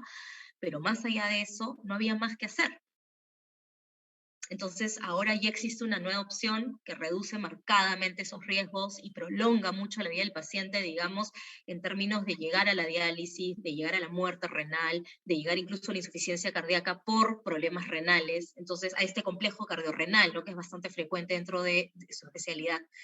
Entonces, hay que tomar provecho, creo yo, de eso, aprender, empaparnos mucho de esta información para que ustedes puedan levantar la mano frente a sus instituciones, qué sé yo, eso es lo que necesitan nuestros pacientes, ¿no? Muy al margen de cuál escojan, ¿no? Finalmente, pero, o sea, yo igual les doy la información, a mí me parece que es importante que la tengan. Ay, no escucho, doctor, se ha puesto en mute. Perdón. No, le quería mencionar que también en el chat me ponían si había algunos metaanálisis, etcétera, ¿no? Entonces, Sí, creo que hay sí. bastante situaciones para emprender una Hagamos nueva lo charla, ¿no? siguiente. Y Hagamos lo empezar siguiente, doctor. Mándeme todas las preguntas que han hecho. Mándenme, porque correcto. no sé por qué no las veo en el chat. Eso es lo más gracioso. O sea, no, el chat está, a mí me aparece vacío. Entonces, lo que yo quiero es que me mande todas las preguntas por mail, todas, Ok. sin importar Ajá. de qué parte de lo que yo he hablado sea, y yo las agrupo. Las que tengan que ver más con el aspecto de la diabetes y las respondo otro día. Las que tengan que ver más con la parte cardiovascular, las hago otro día. Las que tengan que ver con metaanálisis, con otras cosas, las separo en otro grupo, y las que tengan que ver exclusivamente con el estudio CKD, subanálisis y qué sé yo, los separo. Pero igual, cada subanálisis se tiene que trabajar de manera separada para no hacer charlas de 1 a 2 horas, sino de 20 minutos, 30 minutos y entrar a profundidad. Perfecto. Ya. Entonces, la verdad que bien interesante. Tenemos que reenfocarnos los nefrólogos, ¿no? En manejar el 3 en 1 prácticamente, que nos ha dicho, que no solamente mirar la parte renal, sino el beneficio mayor, como usted ha dicho, Claro. ¿no? La parte cardiovascular del paciente, ¿no? Que ahí está la mayor comorbilidad y calidad de vida, ¿no? Que de hecho que Así es. influye en el paciente que no tiene esta opción. Bueno, no me queda más, doctora Alexandra, que agradecerle en nombre del Servicio de Nefrología Clínica su participación. El día de hoy, interesante. Hemos tenido la competencia de la Sociedad Peruana de Nefrología hoy día, que es un evento paralelo, pero ahí hemos estado haciendo la No, lo competencia. veo, ha estado full, estoy Les feliz. agradezco, Me ¿verdad?, diviertes un a montón. todos los asistentes, los residentes, ¿no? Hay colegas de la parte de nutrición, de la parte de enfermería, inclusive, que nos han acompañado como Ay, equipo feliz, multidisciplinario. absolutamente Y feliz. eso pues hace sentirse mejor y han estado manteniéndose, ¿no? En línea prácticamente durante toda la conferencia. Y eso es gratificante, ¿no? Saber Sí, que hay un interés de parte del servicio, y la comprometo otra vez para que nos pueda apoyar en siguientes ponencias. Vamos a coordinar si es presencial, virtual. Y bueno, y como les fastidiaba también a algunos de los chicos, les decía, no se preocupen que llega su break por vía virtual. no, lo que podemos hacer definitivamente es, van a tener que ser grupos como más pequeños, pero podemos hacer por etapas, no hay ningún problema. Podemos hacer como esto de capacitación, o sea, como un régimen de capacitación, digamos, y se pueden llevar pequeños breaks, se pueden hacer, pero ya eso sí tiene que ser más presencial. Yo no les puedo mandar a sus casas, lo tengo prohibido, pero sí, si cuando es presencial y yo estoy ahí, sí les puedo traer algún tipo de break. Entonces, ahí si les interesa, feliz de la vida de acompañarlos en el hospital. Además que yo el Reba lo adoro porque he hecho mi internado ahí, he vivido ahí durante 1 año. Así que me encanta, me encanta. Feliz de la vida de recordar mis años mozos. Muchas gracias, doctora. Gracias a todos los participantes por su presencia, por mantenerse en línea, y a usted, doctora, y también a la industria por apoyar a estos eventos que en realidad nos es importante tener contacto con la educación médica continua de primera mano. Muchas gracias, doctora. Hasta Muchas luego. gracias a todos por realmente aguantarme. Yo sé que han tenido un día bien largo, así que yo les agradezco la oportunidad realmente y me siento absolutamente honrada que me hayan aceptado además en el Día del Riñón. Muchas gracias a todos y me tienen a disposición para lo que necesitan. Cuídense mucho, Gracias. descansen.